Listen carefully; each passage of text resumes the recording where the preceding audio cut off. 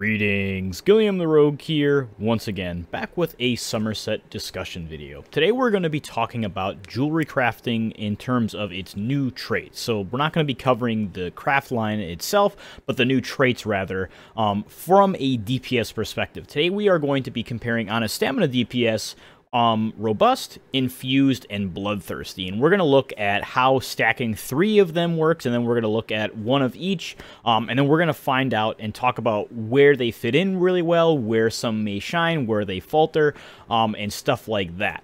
So I'm going to be doing my parsing on a really big target dummy. I'm going to buy it from the Crown Store or whatever like that. We're on the PTS. It's all free. And then we're going to do that. And the reason we're doing that is we want a really long fight because one of these traits, Bloodthirsty, really favors short execute parses because it's going to just inflate the ever-living shit out of your damage value. So we want to have a parse where you don't have execute ending really quickly, and I'll talk about that a lot. There's going to be a huge discussion on particularly the Bloodthirsty trait because there's a lot going on with that in terms of implications that it arises between solo, group play, execute phase, and a lot of different interactions that it gives very misleading results in terms of damage production and importance to you and your group, primarily from trials and whatnot. So there's going to be a big discussion on that. Just a big disclaimer, this will be a longer video, definitely. I'm going to be speeding through the parses. I'll talk over them so they're not like 2 hours long, because this is going to be a very long video in terms of everything going on. So just a heads up to you. But again, we will be on a Stamina Nightblade. That's what I'm going to be doing my test on. I am running 5 War Machine, 5 Mechanical Acuity, a Maelstrom Bow with some poisons, and Crag. So this will be quote-unquote cheese. The reason we're doing that is because we are nowhere near penetration cap, so we have the Lover and Crags that's really going to help us reach pen cap sooner. Again, we're still going to be like 6 or 8k off of penetration, so that's going to really hinder our damage number. So this isn't looking at look at how good I am, look at these damage numbers of the Nightblade. It's going to be, let's get a baseline, and then let's compare each one and see where they fit in. And then that's also going to spark up discussion of some classes will see different benefits of other traits. And then we're going to be using Dubious Cameron because since this is going to be such a long fight, we really need sustain so that we can cut out those heavy attacks and stuff like that. So yeah. Nern, main hand, Infused offhand, pretty traditional stuff. Nern on our back bar, all Divine's gear, 5 medium, 1 heavy, 1 light to give us that 5-1-1. So yeah, that gives us the rundown. I'll be using essence power potions or weapon power potions off cooldown. So let's go ahead and go into the Crown Store training dummies. We don't want the robust one because that's going to have way too much health. So we are going to place this boy right here, and this is where we're going to do our testing. So again, in this first trial, or this first test, we're going to do 3 robust, and then in the next one, we'll go through that. So we're going to be going through the first trial. I'm going to drink a potion so that my potion gets down to about 30 seconds or so, 20 seconds or so, and then I'll pull with all my buffs up and stuff like that. We'll go through the rotation. Again, I'm going to be speeding things up, and I'll just talk over it. So let's begin. Alright, so here we are in the first trial. This is a pretty standard rotation. I have decided to streamline it, so it's not going to be changing too much. There might be a few errors that I make in each of these parses, so there will be slight deviation, but since it's such a long parse, it's rather stretched out, so those errors are heavily mitigated. I think in this one there is the largest mistake, just because it was my first long parse of the day. You get the cramps in your fingers until you kind of stretch out and stuff, but not too much going on. If you're interested in the rotation, check out the eye that just popped up in the corner. That will take you to the video where I go through this rotation to greater detail. Lining up my mechanical acuity with our War Machine procs as much as I possibly can, kind of just shooting off Soul Harvest or Incap as soon as I get it, and then trying to line that up with acuity, but not too much to talk about in terms of this. Just trying to make sure our sustain is high enough that we don't run out, and then the parse is done.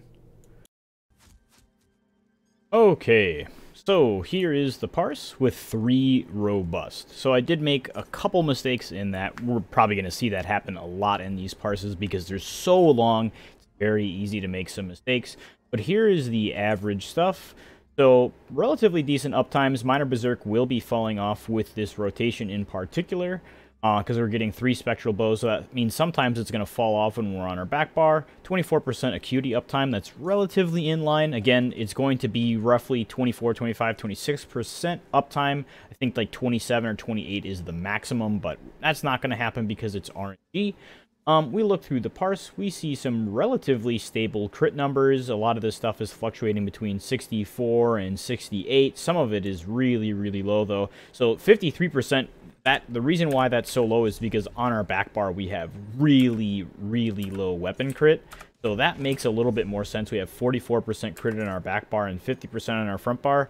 So that makes a little bit more sense of why our back bar light attacks have way less crit, because we're going to have less crit on the bar. Again, looking through this, relatively straightforward stuff. Nothing too out of the ordinary. Pretty low crit rate on our Razor Caltrops initial hit, but that's pretty whatever. It's a very small portion of our damage. Just trying to find any anomalies that we can find. So in total, our critical damage was about 61.7% of our damage was critical strikes, and then we crit 46.7% of the time. The reason why this is lower than our critical damage is because we have things like Crags which cannot crit, so that really inflates the difference between those. 46% Major Slayer uptime, that's good. 55% Berserker uptime, that could be improved upon with a better rotation, but I tried to keep things static. So yeah, that was 3 robust, 44.658. We are going to transmute this now all into Infused instead of all into robust. We will be losing quite a bit of stamina, but we will be gaining quite a lot of weapon damage, and we're going to see the implications of that. So there was, again, 3 infused weapon damage. It's a huge weapon damage pool. We look at that, 3.3k unbuffed. That's ridiculous. After I get my testers geoed before, and we're going to have to reload our UI again because we have to constantly turn on and off combat metrics every single fucking time we want to do anything with our inventory because of the bug. Alright, so let's make sure we load the previous fight. That one right there. This was our previous, again, that was 3 robust. Now we are going to do 3 infused. Let's make sure our potion is running down. That hits about 30 seconds, maybe 20 seconds before we engage. That way we can drink the potion sooner, because we want to minimize as many heavy attacks as possible. We'll have to do probably about 10 in total. The less the better. So let's begin. Alright, so here we are again. Now we're doing the triple infused one. So we noticed right away that the damage is starting to be a little bit higher than it was with robust, and we start to take a little bit longer for that number to dip down. So we're probably going to see this be higher in general. That's not going to be a surprise at all, really, because weapon damage generally scales more in favor of offensive power than our max stamina does. That's why stamina builds usually don't want to stack too much of it, or when they have a stam bonus, it's like, I'd rather have weapon damage or weapon crit, just because we lack the additive values or the percent modifiers that Magicka does, like Inner Light and stuff like that. It's very rare to have a high stamina pool, and even in comparison to Magicka, it's like a high stam pool is 40k, but a high mag pool is 60k, so this is definitely going to be beating out robust on many classes. We'll talk about the differences you might see later on through the video, but in execute, we're going to notice that it is higher, and now we are done.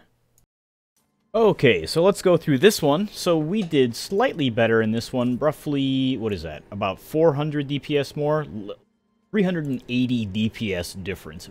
Very, very small, but it does come out in favor. Let's look through the parse, see if there's any volatility between the two. So our max hit with Endless Hail is actually even less than it was before. Our light attacks are hitting a little bit more with weapon damage than they were with our stamina. Our Assassin Scourge hits a little bit harder with weapon damage. Caltrops hits a little bit harder with weapon damage. Bow light attacks hit harder with weapon damage. Our max surprise attack is a little bit higher. Poison injection is higher. Rearming trap, rending slashes are both higher with weapon damage. Crags is the same because it has no coefficient. Same with poisoned weapon. Killer's Blade is 54k right there.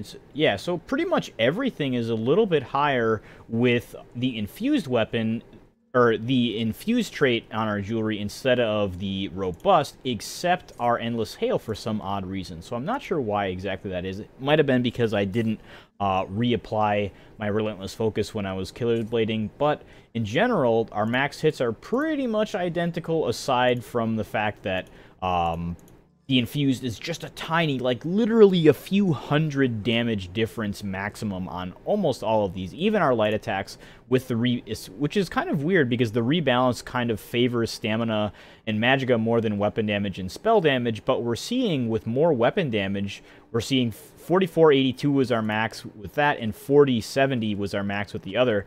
So our max stamina is going from about 37k to about 33k. So roughly a 4k stamina difference, a little bit less than that actually. But our weapon damage is about 412 more. So it's a pretty sizable trade-off, but weapon damage is definitely coming ahead just because of the modifiers. This would be even stronger in a raid group with minor brutality. However, Warhorn would also favor the robust, so it would be interesting to see those dynamics play. But again, robust and infused, incredibly well balanced for stamina, literally 400 DPS of difference, actually a little bit less. So now we are going to look at 3 Bloodthirsty. So I'm going to have to save this parse, go to the transmute station, transmute all of this into triple Bloodthirsty. So now, since this trait only activates during execute, I am going to lose a lot of damage until I get to execute. And then we're going to see losing that damage from pre 25%, will it be made up in the final 25%? Let's move our Centurion back. The reason why I moved him is because there was a trap beast that had rearmed and I didn't want to pull and mess up the parse, so that's why I moved him. So again, I'm going to drink my potion and make sure that we run down to about 20 seconds, 30 to 20 seconds, just so that we have everything ready when we pull. Okay, now we are doing the triple Bloodthirsty. So with this one, right away, we're going to notice that our damage is not peaking out as high in terms of our burst potential. As soon as we go in, Acuity procs, War Machine is up, we dump all of our damage. Our burst is lower than it was before because we have less raw stats. And we're also noticing that we're struggling to maintain higher damage values. We're dipping a lot because we lack the raw damage pre-execute. Especially in fights that take a long time or execute phase is so short, Bloodthirsty is probably not going to be your best bet, and we'll be talking a little bit about that more on in terms of the situations you might run into. But as we get to execute, that's when it starts going to change. Like the 30%, you're like, please just get me there. You're running, we call it teeing up, sort of. You get it into execute phase, and then boom, it's over. As soon as you get into execute, the fight is over. So yeah, and we see that happening here. Alrighty, so there was the triple Bloodthirsty combo coming ahead at 46.6k, not 56. That'd be too busted. So we do see a sizable damage increase between Bloodthirsty and Infused, 1.6k, nothing to laugh at. That's a pretty tremendous damage increase. And it would be even amplified more if I was at full penetration and stuff, because missing pen means I'm getting mitigated and whatnot. So Bloodthirsty, in terms of the numbers, comes ahead by a huge margin. So let's start looking at these damage values. We're seeing a pretty big damage discrepancy. 8.1k with our max hit with Infused versus 12.5k with that. 25.6k light attacks versus 16.9. We're seeing just huge damage numbers. So almost 83k Killer's Blade versus 54k Killer's Blade. 32k in cap versus almost a 50k in cap. So there's a pretty big damage difference between these things. But let's start talking about why that doesn't necessarily mean triple Bloodthirsty is going to be the best thing. So as we saw earlier, when I was, especially in this parse with Bloodthirsty, before I hit execute, I was struggling to maintain my damage. Every time I would go to my back bar, I would see my damage start decreasing by about 50 DPS, and it really added up. Within the first minute, we were still about 43k, relatively in line with the other ones, and then we started going down into 42k, and then we dropped to 41k, and we were hard stuck at around 41k DPS until we hit execute, and as soon as we did, we started jumping up.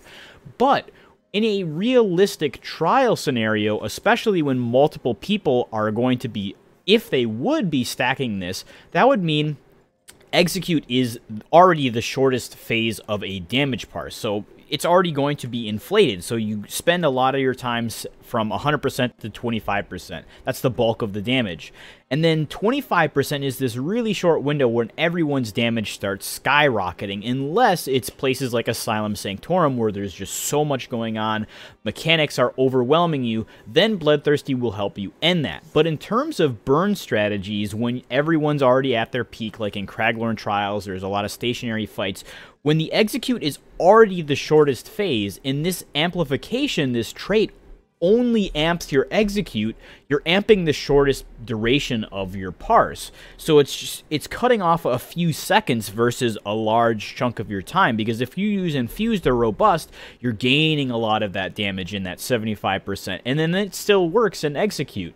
Meanwhile, Bloodthirsty, you're giving up this huge amount of damage to get to execute, but then once you get there, you're smooth scaling. So Bloodthirsty will work really, really well, particularly on classes like the Nightblade, who has a lot of execute damage, because the Bloodthirsty trait works by being multiplicative. It operates like a true execute, where it adds a 25% to our current value, which just skyrockets it, instead of adding 25% to our base. So it's an incredibly potent version that makes all of your abilities pretty much into an execute, and it stacks 75% of your damage is just shot through the roof, so it's a really, really efficient trait. So if you're already doing a lot of damage in execute, then Bloodthirsty will work. However, if you're a class that doesn't particularly do a lot of damage in execute and you only gain a tiny little bit, or something like a Magicka Dragonite who doesn't do any really difference between execute aside from maybe the Butcher passive from CP, the Bloodthirsty trait will still be a damage increase, but it might not be your best bet. Again, remember,